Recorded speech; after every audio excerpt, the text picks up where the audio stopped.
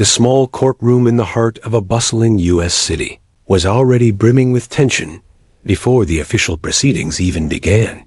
Morning sunlight spilled through the tall, narrow windows, casting streaks of light across the polished wooden benches.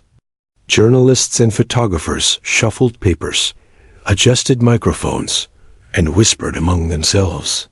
Families of victims, friends, and curious onlookers filled nearly every seat. Officers in crisp uniforms stood at the back, some chatting quietly, while others scanned the room, eyes alert, hands resting on their belts. But amidst the crowd, a small figure drew no attention at first. A 3-year-old girl perched on her mother's lap, clutching a worn stuffed bear whose seams were frayed from years of love. Her dark brown eyes were wide and observant, taking in every detail: the lofty ceiling, the solemn faces of the judge and attorneys, the polished wooden benches, and most curiously, the large black and tan German shepherd sitting near its handler. The police dog, a canine unit named Rex, was quiet but alert, muscles taut beneath his sleek coat, ears occasionally flicking at sounds that no human seemed to notice. He had been trained for years, involved in tracking dangerous suspects, detecting substances, and even protecting officers in the field.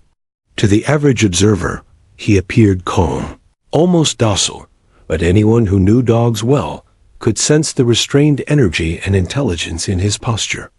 The girl's mother, Sarah, whispered softly, trying to keep her daughter calm. "Sweetie, stay quiet, okay? We're just here to watch," she murmured, stroking the girl's hair. The girl nodded, her tiny fingers clutching the bear's paw. But her gaze remained fixed on Rex. There was something almost magnetic in the way her eyes followed the dog, as if recognition had sparked a memory or a connection that went beyond mere curiosity. Sarah noticed it, but assumed it was a child's fascination with animals, a typical behavior for a 3-year-old. Meanwhile, the judge, a seasoned man with sharp eyes and a measured tone, called the courtroom to order. "All rise," he said. The rustle of bodies obeyed, and the judge seated himself behind the bench. "We are here today for the trial of Marcus Reynolds. All parties, please be seated." The room settled, though an undercurrent of tension remained, thick and almost tangible. Reynolds, a man in his 30s with a hardened expression, sat at the defendant's table, flanked by his attorneys. He kept his eyes lowered, occasionally glancing toward the gallery, as though measuring the crowd's reaction. The prosecutor, confident and composed, stood and adjusted his tie before addressing the court. "Your Honor, we intend to present evidence that clearly establishes the defendant's involvement in the events of May 12th, including the theft, assault, and subsequent flight from the scene." He paused, letting the weight of the words sink in. "We will also show that the K-9 unit played a crucial role in tracking the suspect and uncovering key evidence." A murmur ran through the room. Police officers in the back nodded subtly. But the human elements of the courtroom, families, journalists, and even jurors could not yet grasp the full gravity of what the dog's presence might mean. As the prosecutor returned to his seat, a small voice cut through the ambient noise, a soft, almost tentative sound. "That's him." Heads turned toward the gallery. The source of the words was almost impossible to believe at first. A tiny 3-year-old girl, pointing directly at Rex, the canine officer. Whispers rippled through the room. The judge raised an eyebrow, leaning forward. "Excuse me, young lady, did you say something?" he asked, his tone a mixture of curiosity and disbelief. The girl repeated herself, this time louder. "That's him." Her small finger remained extended, unwavering. The courtroom went still, a collective pause in the rhythm of the trial.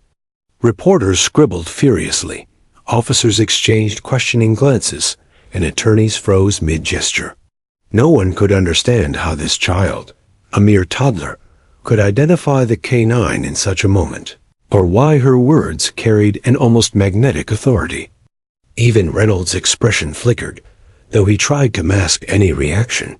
The judge motioned for the K-9 handler, Officer Daniels, to approach. Daniels, a tall man with a calm demeanor, knelt beside Rex, offering a reassuring hand on the dog's shoulder. "What is it, Rex?" he murmured quietly. The dog's ears twitched, his gaze locked on the girl. His tail flicked slightly, a signal of awareness, though restrained. The handler's brow furrowed in confusion. Rex had been trained to recognize scents, track individuals, and respond to commands, but this was different. "Sarah's?" Heart skipped. "Sweetie, what do you mean?" she whispered, gently pulling her daughter closer. The girl, however, was undeterred. She leaned slightly forward, her eyes never leaving the dog. "That's him," she repeated. Her voice was firm, confident, yet innocent, a child's simple truth, spoken without understanding the chaos it had unleashed. Whispers swelled across the courtroom. A juror nudged another, nodding toward the girl. "Did she just—" The words trailed off, disbelief hanging in the air. The judge cleared his throat. "Let's proceed carefully," he said. "Officer Daniels, can you explain the K-9's role here?" Daniels stood, adjusting his uniform, and explained in calm, measured tones. Rex had tracked the suspect in previous incidents, detecting trails and locating hidden evidence critical to the case. His behavior now was unusual. He had never responded to civilians in this way, and certainly never to a toddler. The girl's eyes sparkled, as though sensing a hidden story, a puzzle only she could piece together. She tugged gently on her mother's sleeve, eager to maintain her focus. Sarah glanced at her daughter, a mixture of amusement and anxiety washing over her. She whispered softly, "Okay, honey, just stay calm." But the child's attention was already elsewhere, fixed entirely on the dog that seemed to recognize her in return. Time slowed. Cameras clicked, reporters whispered, and the courtroom felt almost suspended in a moment that was equal parts tension, curiosity, and disbelief. The prosecutor exchanged a glance with the judge, his confident composure slightly shaken. The defense attorney muttered under his breath, trying to maintain a skeptical posture, though his mind raced. Could a 3-year-old truly have any bearing on this case? Could her words and this dog's response somehow matter in the search for truth? Outside the courtroom, the city continued its normal rhythm, unaware that within these walls, a small child and a trained K-9 had sparked a chain of events that would alter the course of the trial. In that quiet, tense moment, the tiniest voice held a power no adult anticipated. It was the beginning of something extraordinary, an interaction between innocence and instinct, between a child's pure observation and a trained dog's deep understanding of human behavior. As the judge called for a brief recess, the courtroom remained tense. People whispered, officers exchanged notes, and the girl continued to point at Rex, smiling lightly. The air was thick with anticipation. Something remarkable was unfolding, and no one could predict exactly how the pieces would fit together, but the first spark had been lit. That small, pointed finger and those simple words, "That's him," were about to change everything. The courtroom had barely settled after the girl's startling words when a ripple of whispers swept through the spectators. "Did she really just say that?" One juror murmured, leaning toward her neighbor. "A toddler, pointing at a police dog?" A few reporters furiously typed notes into their laptops, the keys clattering like a rapid drumbeat as they tried to capture the moment. For everyone present, it was as if time had slowed, the ordinary rhythm of a legal proceeding interrupted by something entirely unexpected. The judge, maintaining a veneer of authority, cleared his throat and peered down over the rim of his glasses. "Young lady, could you repeat that for the court, please?" His voice carried both curiosity and caution, and the audience held its collective breath. The girl straightened in her mother's lap, her tiny hands gripping her stuffed bear. Her dark eyes, wide with intensity, flicked toward Rex, the canine officer. Then, in a voice that was both clear and confident, she said it again. "That's him." Murmurs erupted into whispers, which grew into audible gasps. Some of the spectators chuckled nervously, assuming the child was making an innocent mistake. Others leaned forward, sensing that something more profound had occurred. The tension was palpable, a sharp edge slicing through the usual solemnity of a courtroom. Police officers exchanged glances, a mixture of skepticism and intrigue etching their faces. One leaned slightly toward his colleague. "Have you ever seen anything like this?" he asked softly. "Never," the colleague replied, shaking his head. The defense attorney, a sharp-eyed man named Richard Harper, stood and adjusted his tie. His mouth curved into a faint, polite smirk, though his eyes betrayed unease. "Your Honor, with all due respect, the child is merely a toddler. Any perceived recognition of a police dog is coincidental. I suggest we not place undue weight on her words." But his confident tone faltered as the prosecutor, Amelia Reyes, rose with calm authority. She fixed Harper with a steady gaze. "With all due respect, Your Honor, we believe that the child's recognition of the canine is precisely the point. The dog has been involved in critical investigations linked to this case. Her observation may be more meaningful than it appears." The judge leaned back in his chair, steepling his fingers as he considered the situation. This was highly irregular, to say the least. A toddler's words affecting the course of a criminal trial was not something addressed in procedural manuals. Yet something in the courtroom, an instinct perhaps, suggested that this was no ordinary child's mistake. He motioned for Officer Daniels, the canine handler, to approach the bench. "Please explain what, if anything, the canine might recognize," he said.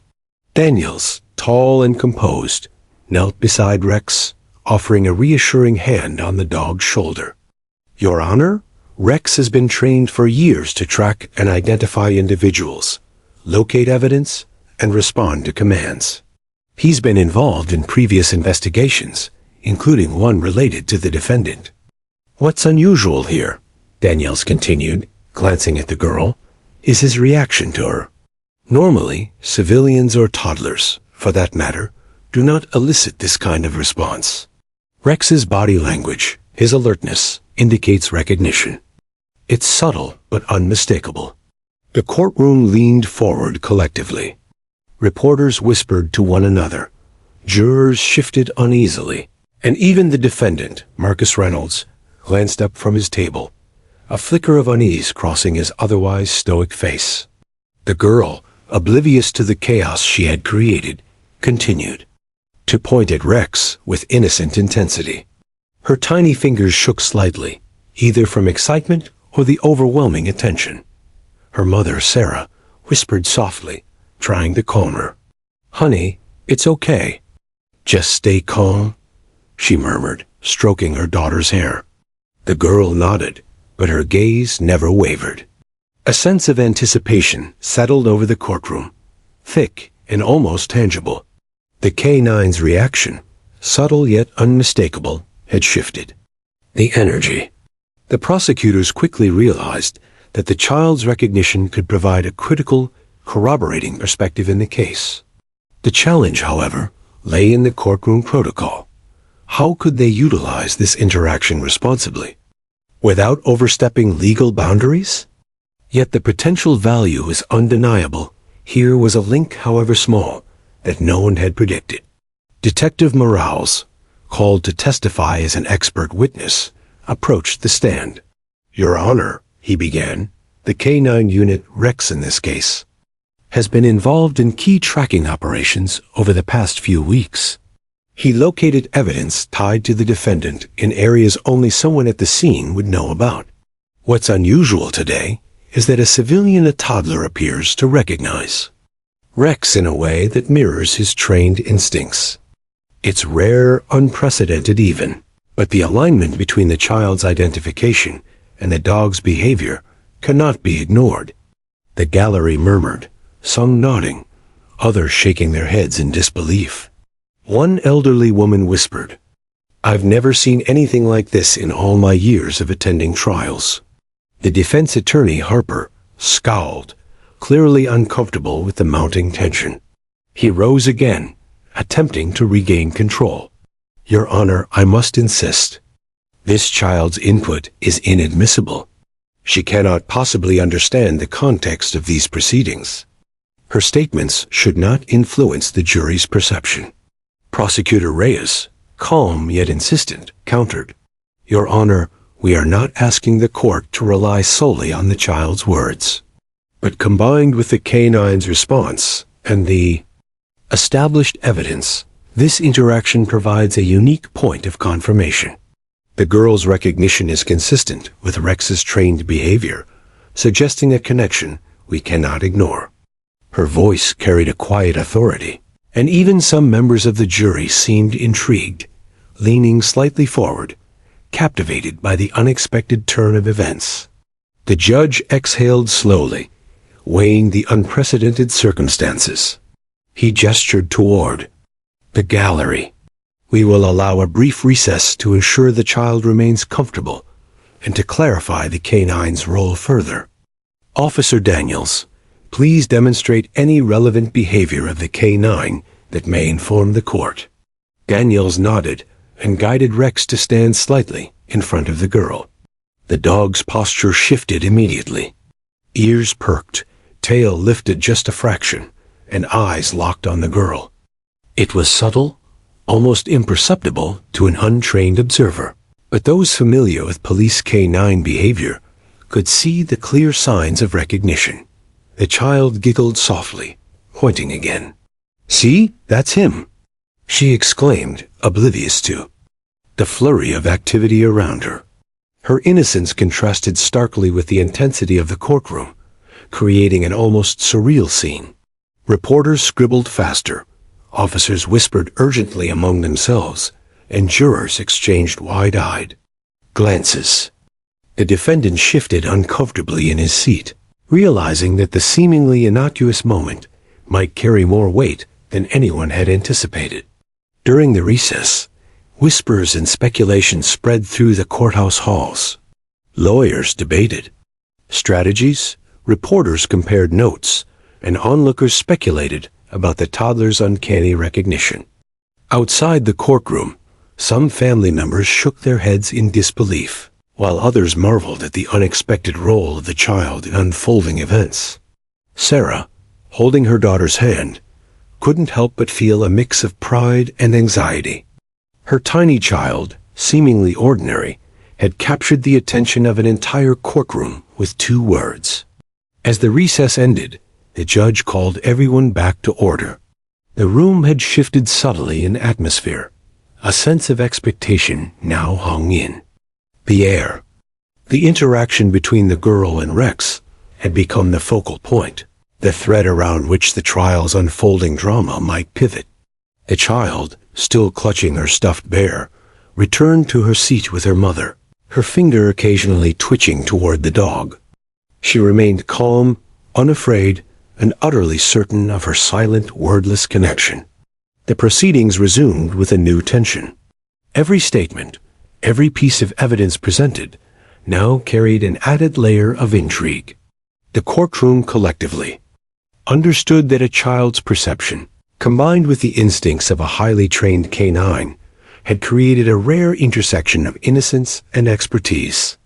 What had begun as a typical trial morning had transformed into something extraordinary, moment that would be recounted for years, not only for its legal significance, but for the remarkable proof of how instinct, observation, and truth can emerge from the most unlikely sources. The courtroom had fallen into a tense silence, the kind of quiet that amplifies every small sound. The subtle creak of polished wood under shifting weight, the faint rustle of papers, and the soft murmur of the judge's gavel echoed more loudly. than usual. All attention was fixed on the 3-year-old girl and Rex, the police canine, whose presence had already altered the room's rhythm. The girl's tiny finger remained pointed at the dog, unwavering. Her dark eyes sparkled with innocence, yet beneath them lay an intensity no one expected from someone so young. Officer Daniels, the canine handler, knelt carefully beside Rex, peeping. His own movements calm and deliberate. "Easy, boy," he murmured, his voice a low, soothing hum, calibrated to the dog's training. Rex shifted slightly, muscles rippling under his sleek coat, his ears twitching toward the child. There was a distinct tension in the dog's posture, a mix of alertness and recognition. He did not move forward aggressively, nor did he appear fearful. He simply observed, focused entirely on the tiny figure before him, almost as though a spark of memory had been triggered. Sarah, the girl's mother, instinctively held her daughter closer, unsure how to interpret the interaction. She whispered softly, "Sweetie, it's okay." But the child was undeterred. Her tiny voice, unwavering and surprisingly clear, repeated the words that had already thrown the courtroom into a state of shock. "That's him." She leaned slightly forward, eyes locked on Rex, and a faint smile crept across her face. Smile of certainty, a quiet confidence that seemed far beyond her years. The judge, brow furrowed, observed the subtle interaction carefully. He had presided over hundreds of cases, but had never encountered anything quite like this. "Officer Daniels," he said cautiously, "can you explain what this behavior might signify?" Daniels straightened slightly, glancing at the judge with a mixture of pride and disbelief. "Your Honor, Rex is a highly trained canine," he responds, "to commands, scents, and behaviors linked to individuals involved in criminal activities. What we're seeing here is unusual. Normally, toddlers or any untrained civilians do not elicit this level of recognition. The dog's focus and subtle body language indicate he perceives something familiar about the child. It's not just curiosity, it's recognition." The room collectively leaned in, even those who had initially been skeptical. Reporters typed frantically, documenting every detail. Jurors shifted in their seats, sensing that the moment had shifted from anecdotal curiosity to potential evidentiary significance. The defendant, Marcus Reynolds, furrowed his brow, his usual composed demeanor giving way to subtle unease. He glanced at the girl, then at the canine, a flicker of apprehension crossing his face. What he couldn't know, what no one yet fully understood, was how this interaction might unravel threads of the investigation tied directly to him. Daniels continued, speaking quietly but firmly, as though narrating for the courtroom's benefit. "Rex's posture, the way he's tilting his head, the minute twitch of his tail, these are signs of recognition, not training obedience. He's connecting the child with an event or an individual he's encountered previously. In police work, this kind of response is rare and meaningful." His gaze softened as he glanced at the girl. "It's remarkable. And in my 20 years of experience with canine units, I've never seen anything quite like this." The toddler, oblivious to the weight of the words around her, shifted slightly, still holding her bear and pointing at Rex. Her eyes never left. The dog, and her voice repeated the words again, almost ceremoniously. "That's him." The simplicity of her statement belied its impact. The courtroom, so accustomed to adult arguments, witness statements, and procedural formalities, was suddenly confronted with something raw, unfiltered, and unexpected. A child's voice had captured attention not by logic, but by truth and instinct. A murmur rose among the spectators, some whispering explanations, others speculating wildly. Could she really be identifying something? One juror asked, unable to conceal the intrigue in her voice. An elderly officer nodded slowly, whispering to his partner, "I've seen dogs track people, identify scents, But this is different. The alignment of her observation with Rex's reaction, it's uncanny. Across the courtroom, the defense. Attorney Harper pinched the bridge of his nose, struggling to maintain composure. He was trained to navigate unpredictability, yet the extraordinary nature of this moment left him momentarily speechless. Detective Morales was called to the stand to provide expert insight into the significance of the canine's reaction. He adjusted his badge, cleared his throat, and began. Your Honor, in canine operations, recognition is typically triggered by scent, sight, or behavior patterns. What's happening here is a rare cross of factors. The child is pointing at Rex, eliciting a response that indicates recognition tied to a past event or individual connected to this case. This is not mere coincidence.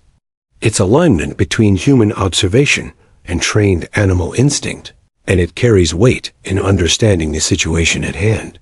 The prosecution's eyes sparkled with quiet anticipation. Amelia Reyes, standing near the lectern, could sense the courtroom's energy shifting. She had anticipated the child's role might provide a unique corroborative perspective, but the depth of the reaction was exceeding expectations. Every subtle twitch of Rex's ears, every tilt of his head, strengthened the impression that the girl's recognition was meaningful. It was a rare instance when innocence and training intersected so powerfully that it demanded the court's attention. Harper, visibly unsettled, rose to interject. Your Honor, I must reiterate, this is a toddler. Her observation, regardless of the dog's behavior, cannot be considered reliable. She does not understand context, events, or legal implications. To give her words any weight is preposterous. His voice, confident moments before, now carried a hint of desperation. The judge's expression remained calm but thoughtful. He had heard Harper's objection, yet he also recognized that something extraordinary was unfolding, a situation that defied normal courtroom logic. The judge addressed the child directly. Young lady, can you tell us why you are pointing? At the dog? He asked gently, careful not to intimidate her. The girl's small lips pressed together in thought. After a pause, she said softly, because he knows. The simplicity of the statement sent a shiver through the courtroom. Adults exchanged bewildered looks. Reporters paused mid-note. Jurors leaned forward, captivated by the clarity and the innocence of a 3-year-old. The judge nodded slowly, acknowledging the profundity of her words, even as he maintained judicial decorum. The air in the room grew thick with anticipation. Every participant, lawyers, officers, jurors, spectators, felt the extraordinary tension of witnessing an interaction that might very well change the trajectory of the trial. The K9 remained calm yet alert, his gaze locked with the girl's. There was no aggression, no fear, just a silent understanding, almost like two old friends reunited. It was a rare moment of raw communication, bridging the instinct of a trained animal with the unfiltered clarity of a child's perception. Detective Morales provided additional context. Rex has tracked the suspect in critical cases recently, locating evidence and following trails that human officers could not. The child's recognition aligns with those operations. While unconventional, the alignment is notable. We must consider the possibility that she observed something critical during a past event connected to the suspect and the canine's involvement. His words were measured, yet the gravity of their implications hung heavily in the air. Sarah looked down at her daughter, her heart a mixture of pride, fear, and disbelief. Her tiny child had inadvertently drawn the attention of an entire courtroom, and its key players. She whispered softly, "You're amazing, sweetheart," and brushed the girl's hair from her face. The child smiled faintly, still pointing at Rex, as if affirming the invisible connection between them. The innocence of the moment contrasted sharply with the gravity surrounding the trial. As the court session continued, subtle changes in the courtroom's energy became apparent. The jurors, previously focused solely on legal arguments, now watched the interaction between the child and the dog with keen interest. Officers and detectives exchanged nods, realizing that what they were witnessing could provide a unique form of corroboration. Even Reynolds, the defendant, shifted in his seat, unease flickering across his face as he tried to mask the impact of the scene before him. In that moment, it became clear. The trial, already tense and complex, had taken an unexpected turn. A child's voice, amplified by innocence and observation, had intersected with the trained instincts of a K-9, creating a phenomenon that defied expectations.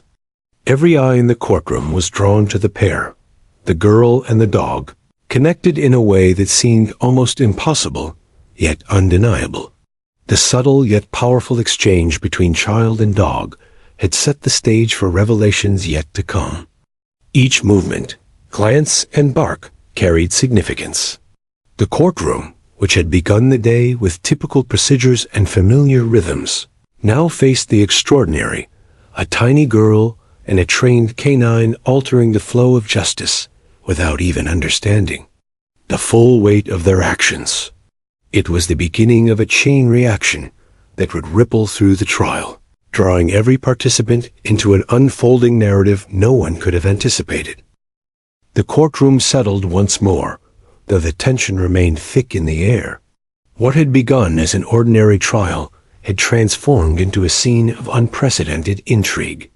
Everyone, jurors, attorneys, officers, and spectators, remained focused on the subtle interaction between the toddler and the canine, Rex. The girl's simple words, "That's him," had already sent shockwaves through the room. Now, the possibility that this child might hold a fragment of the truth, even without fully understanding it, began to dawn on those present. Detective Morales, called back to provide further insight, approached the witness stand again. He carried a small folder filled with notes and photographs from the recent investigation. "Your Honor," he began, "I'd like to provide context for the canine's recent operations and how they may relate to the child's recognition." He carefully opened the folder, displaying images of crime scenes, the suspect, and subtly, locations the canine had investigated. The court leaned in. Even the judge appeared intrigued by the potential revelation. Morales continued, speaking slowly and deliberately. "Rex, our K-9 unit, has been involved in tracking suspect Marcus Reynolds for several weeks. He located stolen property, identified hidden trails, and tracked movements that were critical in narrowing down the timeline of the crime. The dog's trained instincts led us to evidence that human observation alone might have missed." He glanced toward the child, who remained calm, pointing and clutching her stuffed bear. "What's remarkable," he said, voice tinged with awe, "is that the child's recognition coincides with the dog's operational behavior. This is extremely rare." The judge nodded thoughtfully, motioning for the child to remain seated but attentive. "So you are suggesting that her recognition is more than coincidence?" he asked. Morales nodded. "Yes, Your Honor. It is likely that she witnessed something in the past, perhaps a brief interaction or movement connected to the suspect. The dog's response indicates recognition of that same event or individual. While she may not understand the implications, the alignment of observation and instinct is meaningful in this context." A ripple of murmurs ran through the spectators. Some whispered speculations. Could she have been nearby the crime scene? Did she see the suspect? Others shook their heads, uncertain how a toddler could contribute to a case of this magnitude. The jurors, meanwhile, leaned forward, intrigued. Even the defense attorney, Harper, seemed unsettled. He fidgeted with his papers, aware that the unexpected angle could complicate his strategy. The courtroom's energy had shifted from routine legal procedure to something closer to an unfolding drama.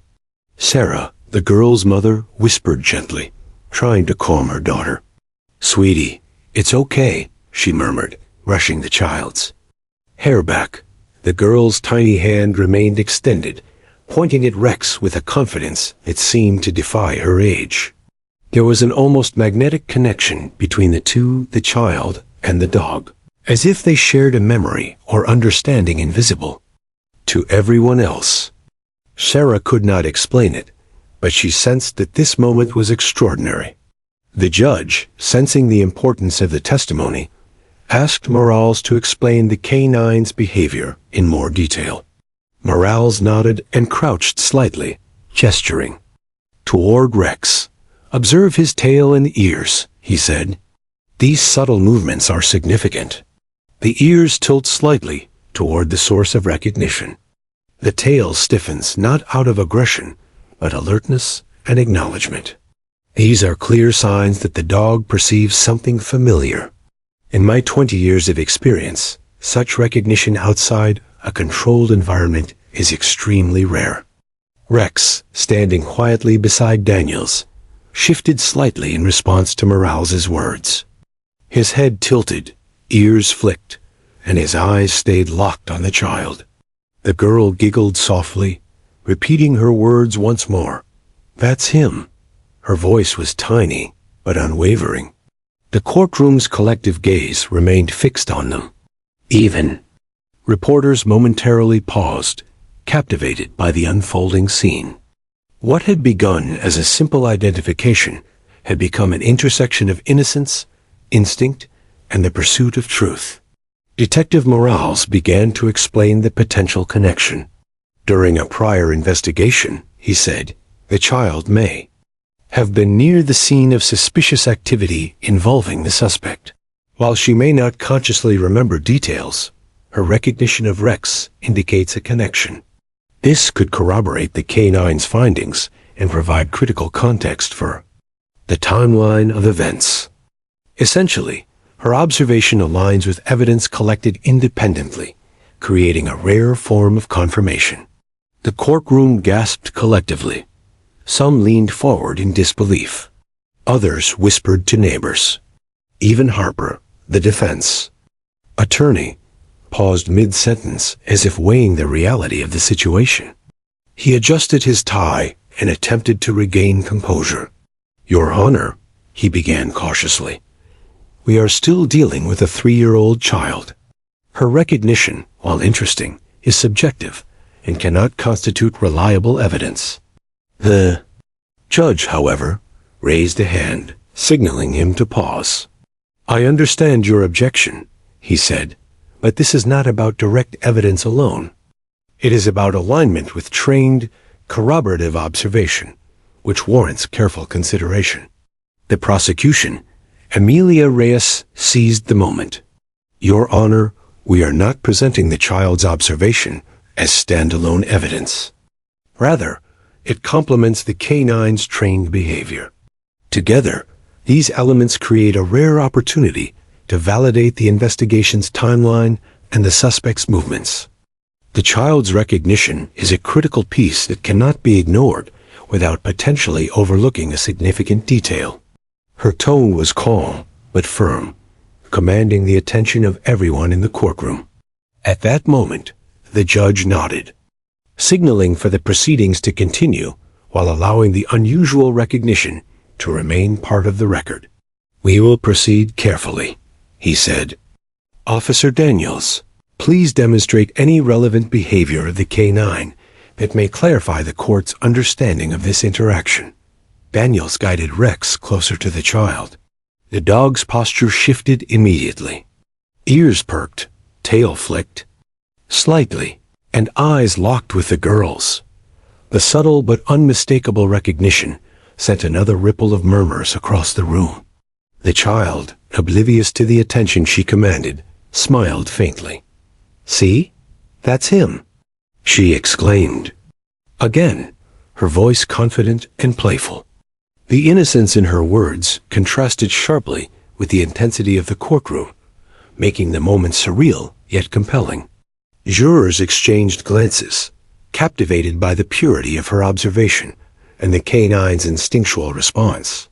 It was as if the child's simplicity had pierced through layers of legal complexity, cutting directly to the core of the investigation. Detective Morales added further context.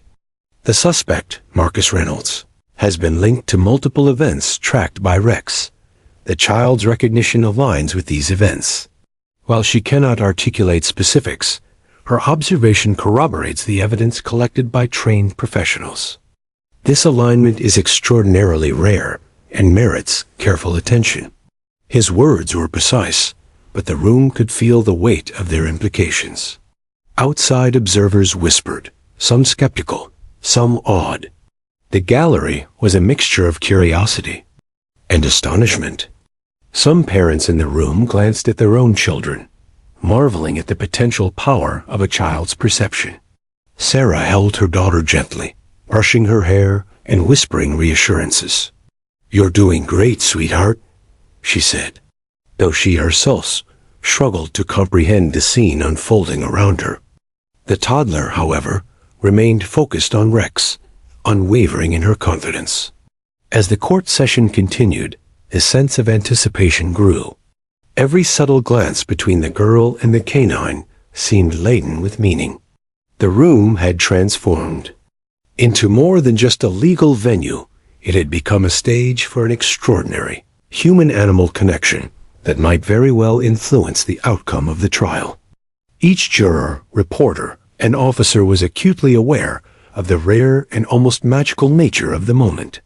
The subtle but powerful connection between the child and Rex set the stage for revelations that would follow. Each movement, glance, and bark carried significance. The courtroom, initially steeped in routine procedure, now held its breath, witnessing an extraordinary intersection of innocence, instinct, and justice. The tiny girl's words, simple yet profound, had begun to illuminate threads of truth that no adult had yet fully recognized. By the end of the session, it was clear that the trial had taken a dramatic and unforeseen turn. The child's recognition of Rex had emerged as a clue, small, yet potent, hinting at events and evidence that might prove crucial. What began as a courtroom morning with familiar rhythms had evolved into a scene of rare and astonishing significance. Everyone present sensed that the unfolding story between the girl and the canine was only the beginning, a spark that would ignite revelations in the chapters yet to come. The courtroom had settled into a tense hush. Even the murmurs from the gallery seemed muted, as if the very air held its breath in anticipation. What had once seemed a standard trial had transformed into a delicate ballet of instincts, evidence, and innocence. The toddler's words, "That's him," and her unwavering finger pointing at Rex had created a ripple effect no one could have anticipated. Everyone present, jurors, attorneys, reporters, officers, was acutely aware that a pivotal moment was unfolding. The child had become, in her own innocent way, an unexpected catalyst in a case that had confounded adults for weeks. Detective Morales stepped forward, carefully holding a folder of photographs. Each image depicted scenes that were critical to the investigation, the suspect, the suspect's vehicle, footprints, and other forensic evidence discovered with Rex's help. "Your Honor," he began, "I'd like to demonstrate how the canine's trained recognition aligns with the child's identification. The alignment is compelling and may provide clarity for the jury." Morales gestured toward Rex, who remained calm yet alert, his eyes trained on the tiny girl who had so innocently yet profoundly disrupted the courtroom's rhythm. Rex shifted slightly, tilting his head in response to Morales's voice. The subtle motion did not go unnoticed. "Notice the ears," Morales said quietly, pointing toward the dog. "They tilt slightly forward when he recognizes something familiar. The tail stiffens, but not in aggression. It's alert acknowledgement. These are key indicators that Rex perceives a connection." The judge leaned forward in his seat, eyes narrowing slightly, observing the subtle signs that so few in the room could truly interpret. The girl, still clutching her stuffed bear, leaned forward slightly, repeating her words with childlike certainty. That's him. Her voice carried more than innocence. It carried a clarity that seemed to transcend her age. The courtroom collectively leaned in, captivated. Reporters typed furiously, their fingers flying across keyboards, capturing every nuance of the extraordinary moment. Even Reynolds, the defendant, shifted uncomfortably, his eyes darting between the girl and the dog, sensing the unseen force that now threatened to unravel the carefully constructed layers of his defense. Sarah whispered softly to her. "Daughter, sweetie." "It's okay," she murmured, gently stroking her hair. The toddler nodded, but remained steadfast in her focus, as though aware of the importance of her actions, even if she did not understand the full context. There was a strange electricity in the room, the delicate intersection of innocence, instinct, and investigation, creating a sense of awe that enveloped everyone present. Amelia Reyes, the prosecutor, rose with quiet determination. "Your Honor, we now have the opportunity to present a demonstration," she said, gesturing toward the images in Morales's folder. "We can show how the canine responds to visual cues associated with the suspect and how the child's recognition aligns with these responses." Her voice was calm, but carried weight, the kind of authority that only comes from thorough preparation and instinctive understanding of the courtroom's dynamics. Morales carefully laid the photographs on the lectern. One by one, he held them up for Rex to see. The dog's ears flicked, his tail stiffened slightly, and his gaze followed the images with precision. Each reaction, though subtle, was unmistakable to anyone trained to read canine behavior.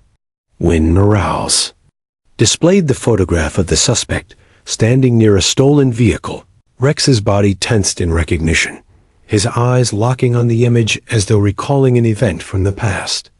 The gallery murmured in astonishment, and even Harper, the defense attorney, took an involuntary step back, realizing the implications. The child giggled softly and pointed at the images, repeating the phrase that had now become iconic in the CN courtroom. "That's him." Her words were simple, yet their timing and alignment with Rex's reactions were extraordinary. The jurors leaned forward, captivated by the connection.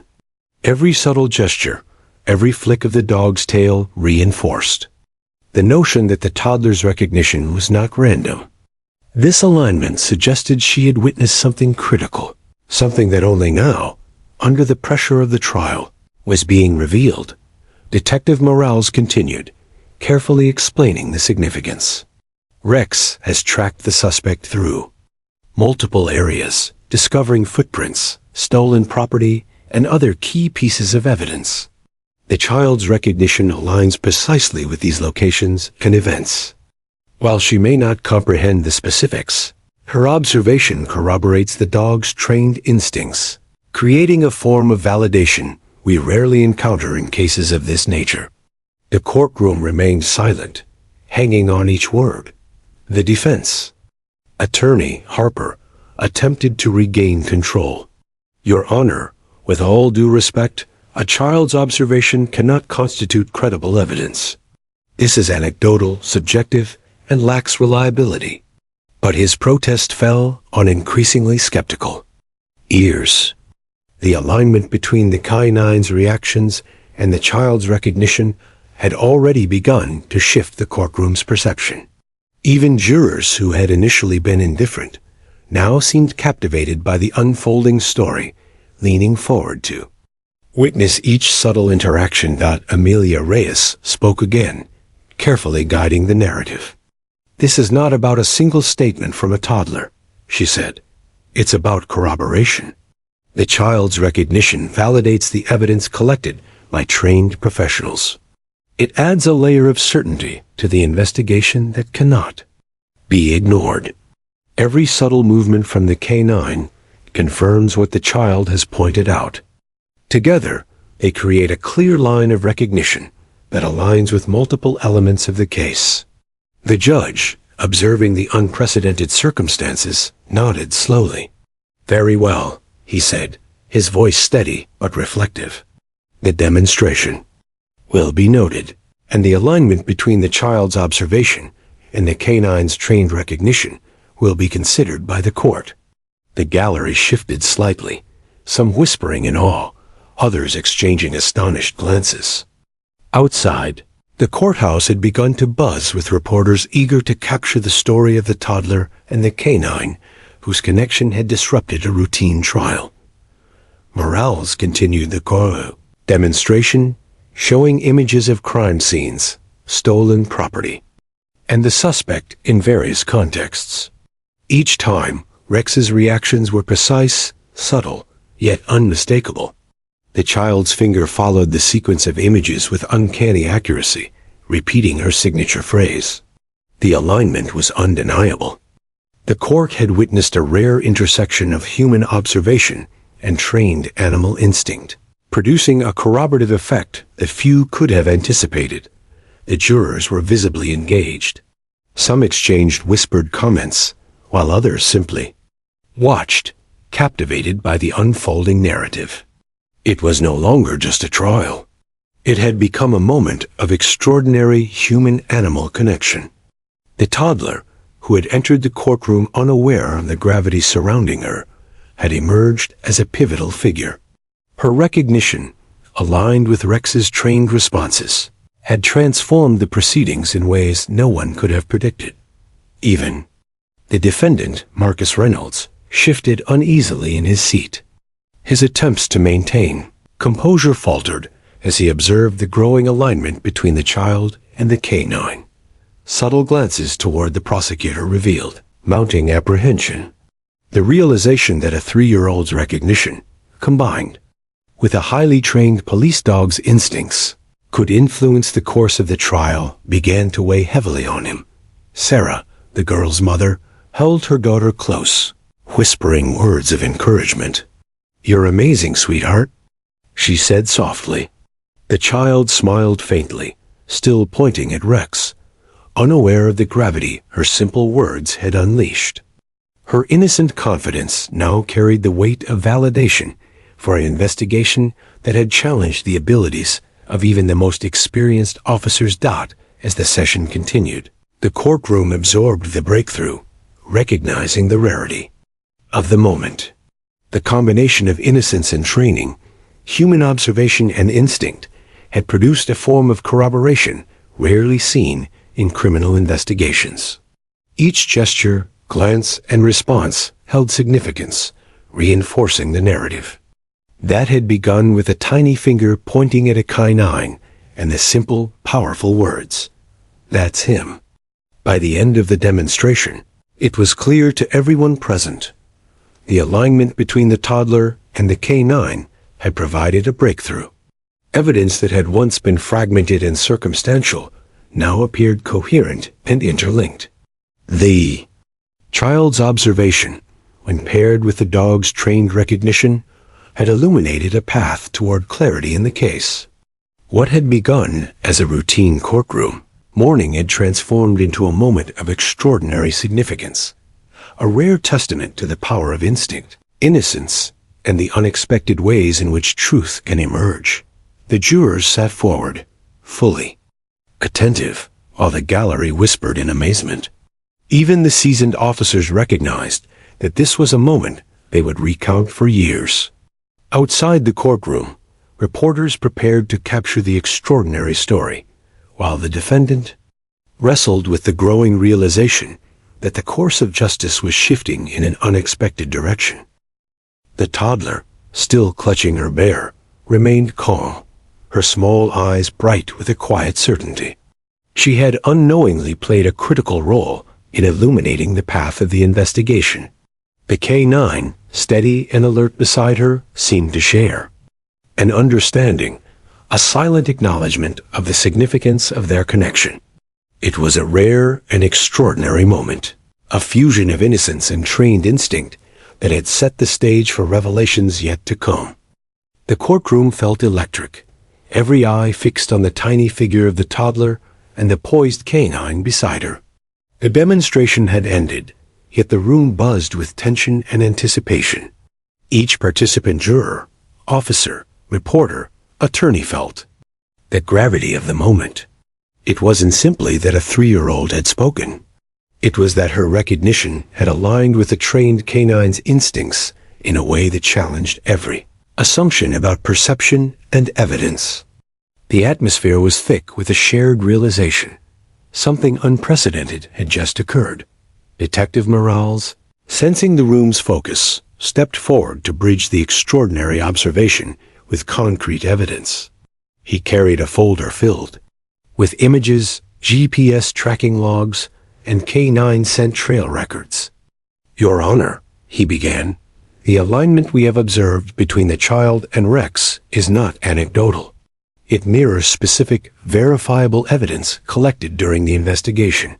His voice was calm, deliberate, commanding attention without the need for theatrics.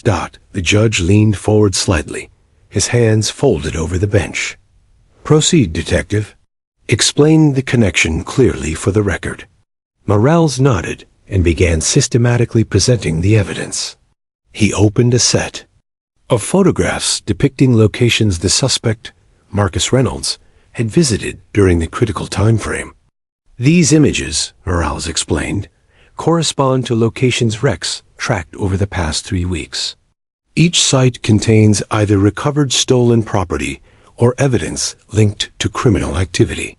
The canine's behavior was consistently indicative of recognition alertness, tail stiffness, focused gaze.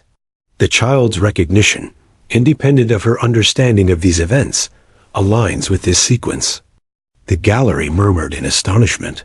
Some whispered, "It's incredible," while others exchanged skeptical glances. Jurors leaned in, captivated, trying to comprehend how a toddler's recognition could be so meaningful.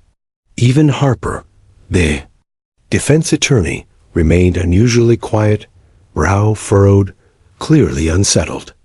His attempts at composure faltered as he recognized the subtle but undeniable correlation between the child's observation and Rex's trained response. Sarah, the girl's mother, held her daughter close. "Sweetie, it's okay," she whispered, softly brushing a lock of hair from the child's face.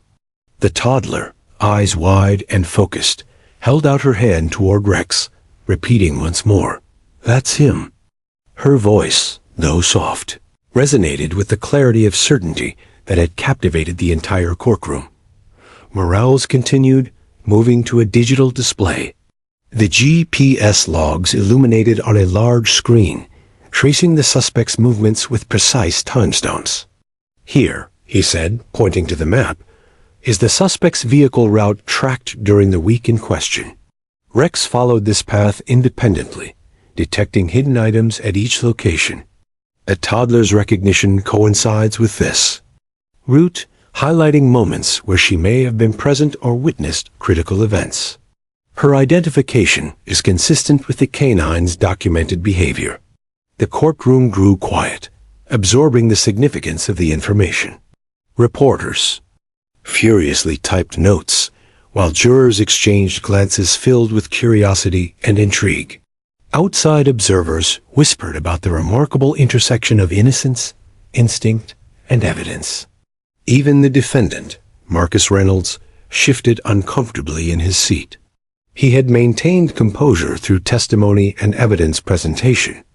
But the mounting alignment between the child's recognition and canine validation was unnerving. Amelia Reyes, the prosecutor, rose with quiet authority. "Your Honor, we are now presenting the culmination of this demonstration. The child's identification, coupled with the canine's tracked behavior, provides corroborative insight into the suspect's actions during the critical period. This alignment is unique and highly compelling, offering a form of validation rarely encountered in criminal cases. We submit that the combination of human observation and trained animal instinct merits careful consideration by the jury." The judge nodded, acknowledging the unprecedented nature of the proceedings. "I understand the significance," he said, "and the court recognizes this alignment as part of the evidentiary context. Proceed with caution, but allow the jury to Consider the information presented. The gallery shifted, murmurs rippling across the room as the gravity of the statement sank in. Detective Morales then revealed a series of scent trails and tracking notes. Each trail Rex followed independently led to locations containing key evidence. These trails were documented over several days. The child's recognition aligns with several of these points. While she may not articulate the specifics, her observation correlates with measurable evidence. This concurrence is statistically rare and significant, highlighting the importance of her recognition in the context of the investigation. The K9 Rex remained poised beside his handler, ears flicking at subtle cues, eyes focused on the child. Each small movement reflected trained instinct and attentive observation. The courtroom was captivated, witnessing a rare intersection of human perception and canine capability. The toddler's recognition, seemingly simple and innocent, had begun to illuminate a complex web of events previously understood only in fragments. Harper, the defense attorney, rose once more, attempting to interject. Your Honor, I must reiterate this is a 3-year-old child. Her recognition, while coinciding with certain elements, cannot be considered reliable evidence. It lacks the understanding, context, and rational interpretation required to influence this case. But his protest carried less weight than before. The jury, courtroom, and even parts of the gallery were already absorbed in the unfolding narrative, drawn to the undeniable alignment of observation and instinct. Amelia Reyes countered, voice steady and confident. Your Honor, we do not suggest. This child's recognition is standalone evidence. It is corroborative, paired with measurable, verifiable K9 behavior. Together, they produce a rare and highly compelling form of validation. Ignoring this alignment would be dismissing a crucial piece of the investigation. Her gaze swept the courtroom, meeting the eyes of jurors who now leaned forward, fully engaged, captivated by the extraordinary scenario. The judge nodded, signaling the proceedings to continue with careful documentation. The courtroom's atmosphere had shifted irrevocably. What began as a normal trial morning had become an extraordinary display of interwoven human and animal perception, revealing a path toward clarity in a case that had previously resisted simple resolution. Every participant felt the weight of the moment, recognizing that something remarkable was unfolding. Detective Morales, sensing the importance, continued to clarify details. Here, in this log, Rex followed a precise trail that led to stolen property hidden near a construction site. The child's recognition aligns with her prior exposure to the area. While she may not consciously recall the event, her observation is consistent with the dog's documented actions. This alignment provides insight into the suspect's movements and corroborates physical evidence recovered from the scene. Jurors nodded slowly, absorbing the complexity and significance. The gallery was quiet, the weight of the demonstration settling over them. Even the seasoned reporters paused to take note of the extraordinary circumstances. Outside, the courthouse buzzed with anticipation.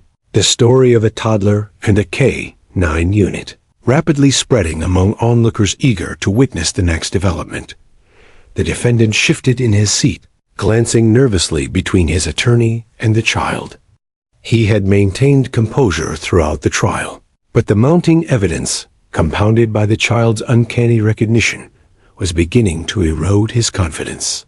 The courtroom had become a stage for extraordinary validation, blending innocence and trained instinct to reveal connections that had eluded conventional investigation. Sarah held her daughter's hand, whispering words of reassurance. You're doing amazing, she murmured, brushing her hair back. The toddler smiled faintly, eyes still locked on Rex. Her confidence, her simplicity, and her unwavering focus had shifted the energy of the entire courtroom. She was no longer just a spectator. She had become a pivotal participant in the unfolding narrative. As the session progressed, the alignment between the child's recognition and the canine's responses continued to illuminate critical details. Each gesture, glance, and subtle movement carried meaning. The courtroom had transformed from a procedural setting into a stage for a rare convergence of innocence, instinct, and justice. Every participant juror, officer, reporter, attorney felt the extraordinary nature of the moment, aware that what was happening might influence the trial's ultimate outcome in ways no one could have predicted. By the conclusion of the session, it was evident the child's observation, paired with the trained canine's behavior, had produced a breakthrough. Evidence once fragmented and circumstantial now appeared interconnected. The child's recognition, though simple in its articulation, had become a conduit through which truth emerged, bridging the gap between human perception, animal instinct, and measurable, verifiable evidence. The courtroom, still buzzing with quiet awe, recognized the significance of what had just transpired. What had started as a normal trial day had evolved into a narrative of extraordinary clarity. Innocence and instinct had intersected to illuminate a path previously unseen, guiding the investigation closer to resolution. The chain of recognition, observation, and validation had set the stage for revelations yet to come. The tension in the courtroom had reached a point where even the smallest sound seemed magnified. The polished wooden benches, the faint shuffle of papers, and the soft murmur of whispers all underscored the magnitude of the unfolding events. Every eye remained fixed on the 3-year-old girl and the canine, Rex, whose presence had become the focal point of the trial. What had started as an ordinary courtroom session had transformed into a stage for an extraordinary revelation, where innocence and trained instinct were converging to illuminate the truth. Detective Morales, fully aware of the weight of the moment, approached the lectern once more. He held a small sealed evidence bag, which he carefully placed in front of him. The courtroom went silent, all attention focused on his actions. "Your Honor," Morales began, voice steady yet carrying an undercurrent of gravity, "we now present evidence that may conclusively link the suspect to the events under investigation. This evidence was located based on Rex's tracking and corroborated by the child's recognition earlier today." The judge leaned forward, fingers interlaced, studying Morales intently. "Proceed with caution, detective," he instructed. "Explain clearly how this evidence connects to the previously observed alignment between the child and the filed K-9. Morales nodded and turned slightly toward Rex, who remained alert and poised beside Officer Daniels. The K-9's ears twitched subtly, tail flicking as if acknowledging the gravity of the proceedings. Every subtle movement carried meaning, amplified by the room's collective attention. Morales opened the evidence bag, revealing several items carefully labeled and documented. Among them were small, seemingly innocuous objects: a set of keys, a piece of clothing, and a wallet containing identification. These items were recovered at locations tracked by Rex, Morales explained, including sites where the suspect was known to have been. The child's recognition earlier aligns with the presence of these items, suggesting that she observed moments linked to these specific locations and events. A murmur ran through the gallery. Spectators exchanged glances, their curiosity and astonishment growing with each detail. Jurors leaned forward, hanging on every word. Even reporters, who had seen countless trials, were captivated by the extraordinary nature of this case.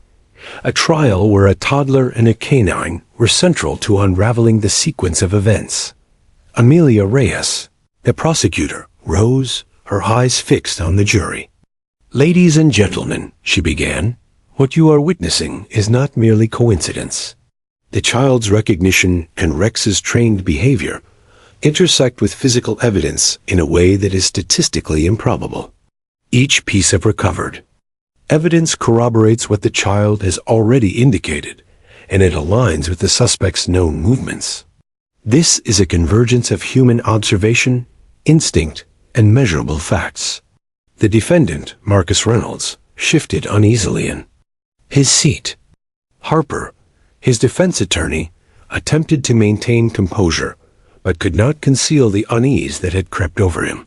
The alignment between the child's recognition, Rex's canine behavior, and the physical evidence was undeniable. Reynolds glanced repeatedly at the child and the dog, his usual confidence waning under the weight of the court's attention and the mounting corroborative evidence. Detective Morales continued, carefully pointing to each item of evidence. "Here," he said, holding up the keys, "is an item traced to the suspect's vehicle, located based on Rex's tracking.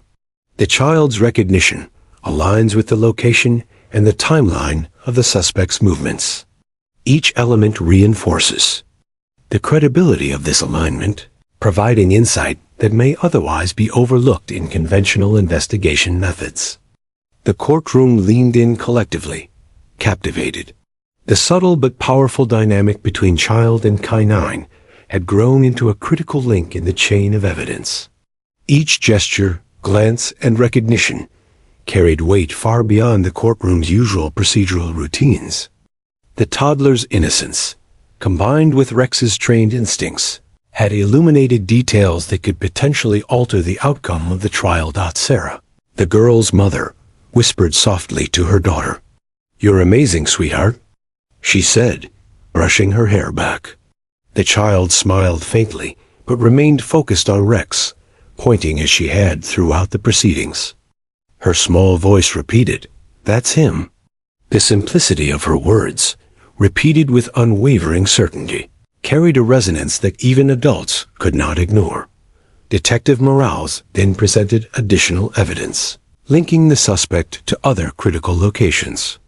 Photographs of crime scenes were displayed, each accompanied by Rex's tracking logs and notes detailing his behavioral cues. The alignment was unmistakable.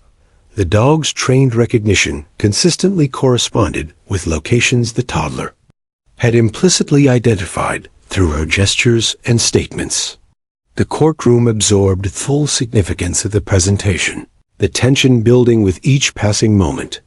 Amelia Reyes guided the jury through the final connection. "Observe the consistency," she said. "Each response from the canine and each recognition from the child aligns with the evidence collected at multiple sites. This convergence provides an unprecedented level of corroboration. It is rare, too. Witness such a clear alignment of observation, instinct, and evidence in a trial." The jurors, initially skeptical of the child's role, now seemed captivated.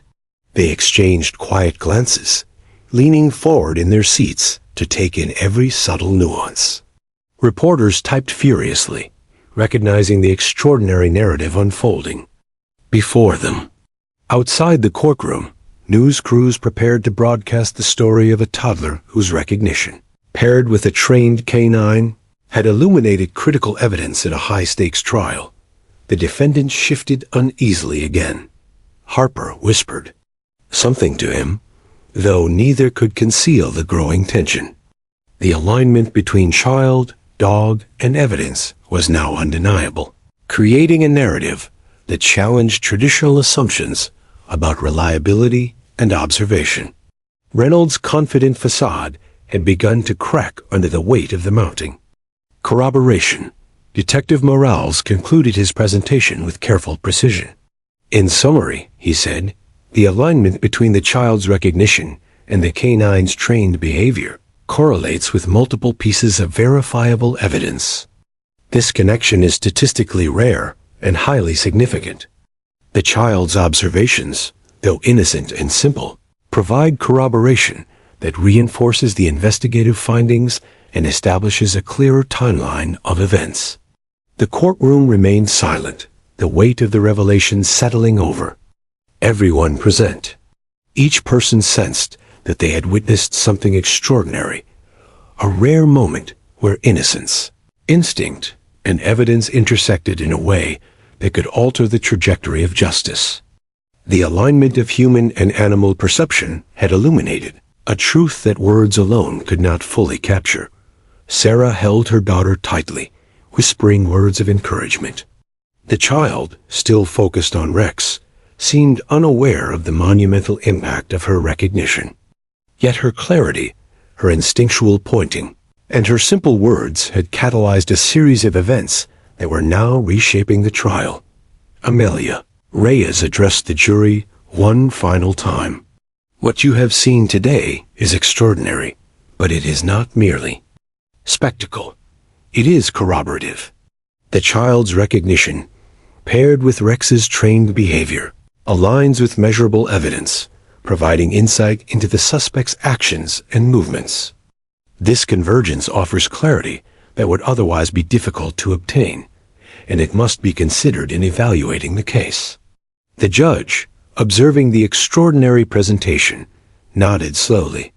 This court acknowledges the significance of the evidence presented, he said. The alignment between the child's recognition and the K-9's trained responses is part of the evidentiary context to be considered by the jury.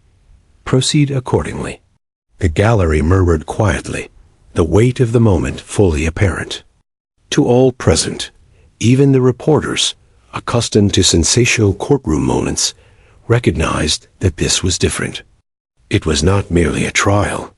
It was a rare intersection of innocence, instinct, and justice. The child's recognition and the K-9's trained behavior had provided a breakthrough that no one could have predicted, and the courtroom had been transformed into a stage for a revelation of extraordinary significance. By the end of the session, it was clear that the alignment of observation, instinct, and evidence had reached a pivotal moment. What had begun as a standard courtroom procedure had evolved into an extraordinary narrative where a toddler and a K-9 had illuminated critical truths. Every participant in the courtroom, juror, officer, attorney, and spectator felt the weight of the revelation and understood that the course of the trial had been irrevocably altered. The child's innocent gesture, repeated words, and unwavering focus had unlocked a path toward clarity. The K-9's trained behavior validated her recognition, and the evidence presented created a coherent narrative that had previously eluded investigators. The stage was set for the final act of the trial, where truth, justice, and unexpected insight would converge to reveal the ultimate outcome. The courtroom was heavy with anticipation, the tension from the preceding days and sessions reaching its peak. The extraordinary chain of events, from the child's recognition of the K-9 to the corroboration of critical evidence, had transformed a routine trial into a historic display of intuition, instinct, and justice. Every person in the room felt the gravity of what was about to unfold. Jurors leaned forward, pens poised and eyes fixed. Reporters remained silent, capturing every detail. Even the gallery seemed collectively aware that they were witnessing an event beyond ordinary courtroom proceedings. Detective Morales, standing near Rex and Officer Daniels, opened a folder with the final pieces of evidence, carefully laying them on the lectern. "Your Honor," he began, voice steady yet resonant, "this is the culmination of the investigation. Each piece of evidence, tracked by Rex and corroborated by the child's recognition, provides a consistent and verifiable narrative linking the suspect to the series of crimes under investigation. The alignment is unprecedented in my experience and merits full consideration." The judge adjusted his glasses and nodded thoughtfully. "Proceed, Detective. Ensure clarity for the jury and gallery alike." Morales displayed a sequence of photographs, GPS maps, and surveillance logs. The images depicted the suspect, Marcus Reynolds, moving through locations associated with theft and tampering. The K-9 had tracked the suspect independently, while the child had earlier identified him with unmistakable certainty.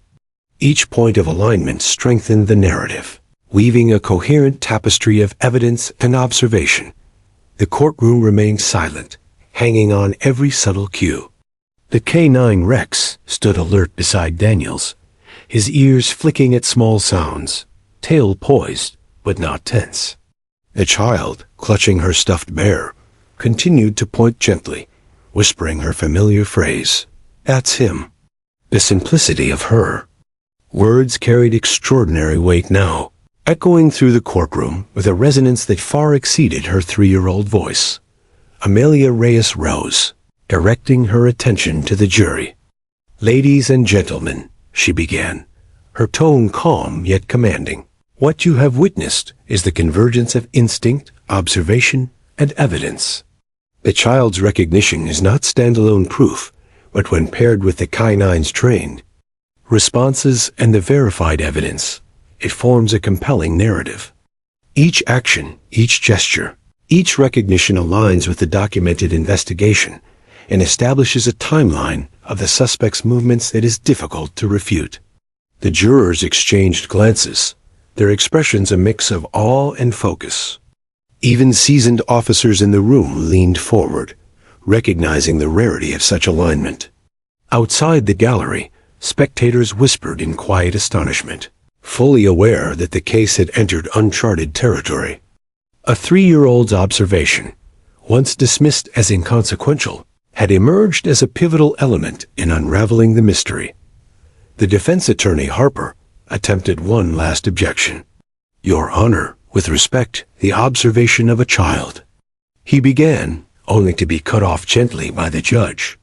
"Mr. Harper, the court is not dismissing your concerns. However, the alignment of corroborative evidence, trained canine behavior, and the child's recognition is extraordinary and requires the jury's careful attention. You may provide context, but it is not for this court to dismiss facts already presented." Reynolds shifted uneasily in his seat, his confident demeanor faltering. The mounting evidence, coupled with the child's uncanny recognition and Rex's consistent responses, left little room for doubt. He had been prepared for a conventional defense, but the extraordinary circumstances had thrown his strategy into disarray. Each glance at the child and the canine deepened his unease, as if acknowledging that an invisible but undeniable force had entered the courtroom. Detective Morales continued to guide the jury through the evidence, presenting a final sequence of images that mapped the suspect's route, the locations of recovered property, and the points where Rex's behavior indicated recognition. "Notice the consistency," Morales said. "Each point correlates with the child's previous identification and aligns with verified evidence. This alignment creates a narrative that is both coherent and compelling, offering insight that human observation alone might have missed." The child, seemingly oblivious to the intensity surrounding her, giggled softly and repeated her phrase, "That's him." Her innocent certainty now carried an aura of authority in the room. Spectators felt a strange weight to the moment, an emotional resonance born of witnessing innocence intersect with trained instinct and factual corroboration. It was as if the simplest truth had been amplified, cutting through the complexity of the trial to reveal clarity. Amelia Reyes concluded her presentation with a calm but firm summary. "Your Honor, members of the jury, the case before you has been illuminated by a rare alignment, a toddler's recognition, a canine's trained behavior, and verifiable evidence converge to tell a coherent story. It is unusual, unprecedented even, but it cannot be ignored. We urge you to consider this alignment carefully as you deliberate the evidence and assess the credibility of the case." The courtroom was quiet, the weight of her words settling over everyone. Jurors sat motionless, absorbing every nuance. Even the gallery seemed collectively aware that they were witnessing a pivotal moment in the pursuit of justice. Outside, reporters prepared to document what was now being described as one of the most unusual but compelling developments in recent courtroom history. The judge called for a brief recess, allowing the jurors to confer and the courtroom to adjust to the extraordinary series of events. Morales stood quietly, Rex at his side, while Sarah whispered to her daughter, stroking her hair and smiling with quiet pride. The toddler's clarity, focus, and repeated words had carried more significance than anyone could have predicted. She had emerged as a central, albeit unintended, participant in ensuring that truth was revealed. During the recess, whispers circulated among spectators. "Did you see how she just pointed?" one said, and the dog reacted immediately. "It's incredible. I've never witnessed anything like this in a courtroom," another murmured. The story of the toddler and the canine was spreading, even within the courthouse walls, a tale of extraordinary alignment between innocence and trained instinct. When proceedings resumed, the judge called the jury back to order. The final deliberation would now consider not only the conventional evidence, but also the alignment between the child's recognition, Rex's responses, and the corroborative evidence presented. The room felt charged, the anticipation palpable. Even Reynolds, pale and anxious, seemed to sense that the extraordinary nature of the evidence had tipped the scales. The jury returned with a verdict that reflected careful consideration of all presented facts. The alignment between child, dog, and evidence had played a pivotal role in clarifying uncertainties, providing insight that bridged gaps in conventional observation. Their decision, unanimous and deliberate, recognized the strength of corroborated evidence and the unique circumstances that had illuminated the suspect's actions. As the verdict was read aloud, a hush fell over the courtroom. Justice, in its rarest form, had been informed not just by adult observation and meticulous investigation, but by the innocence of a child and the instinct of a highly trained canine. The outcome, while grounded in law, carried with it the resonance of extraordinary alignment, human and animal, perception and instinct, innocence and justice converging in a single, unforgettable moment. Sarah held her daughter close, tears welling in her eyes. The toddler had unknowingly become a bridge to clarity, a small yet pivotal presence whose observation had contributed to justice being served. Rex, calm but alert, nudged the child gently, acknowledging the bond that had grown between them in the extraordinary moments of the trial. The connection, silent yet profound, underscored the rare beauty of innocence intersecting with trained instinct and human determination. Reporters captured the moment, their cameras recording not just the verdict, but the subtle gestures, the small smiles, and the silent acknowledgments that had defined the courtroom's extraordinary journey. Outside, the story would spread rapidly. A toddler, a police dog, and an improbable alignment of recognition that had guided justice toward clarity.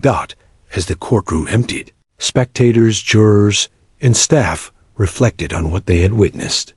It was more than a trial.